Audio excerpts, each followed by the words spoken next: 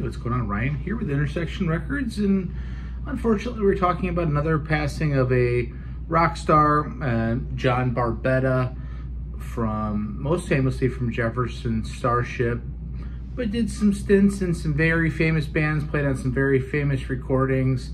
John Barbata was born on April 1st, 1945 in New Jersey. His brother played drums, and that influenced him to play. Got into some bands.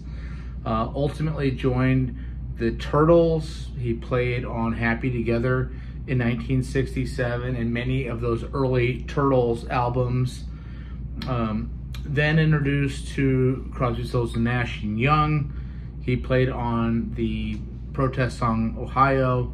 He played on the #1 album, Four-Way Street, the live album.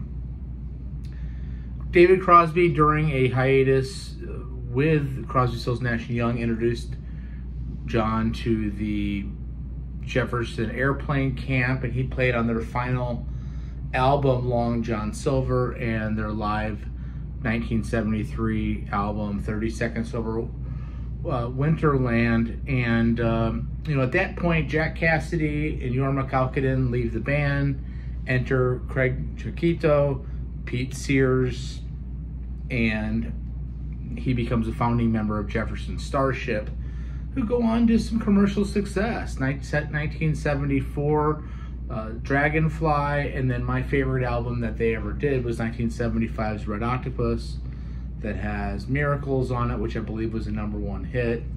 During this time, David Geffen is pushing Don Henley to go out front, and did try to sway John to become the Eagles drummer. That never happened, of course.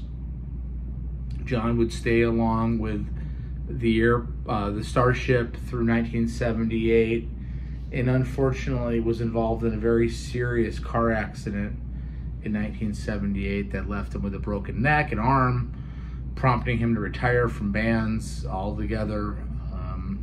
He did some recording with his wife later on at their home studio, and dies at 79. Some of these guys that, glued these bands together in the 70s, had important histories. He also played on many of the solo recordings of the Crosby, Stills, and Nash guys, including Songs for Beginners, which is the debut solo album by Graham Nash. He played on Stephen Stills' debut solo album. He played with Neil Young when Kenny Buttrey had to back out of a tour with the Stray Gators. That live album ended up being Time Fades Away. John was a great drummer. Check out the album Red Octopus sometime. Check out 30 Seconds Over Winterland, and you'll see what I'm talking about. Rest in peace, John. Peace out. See you.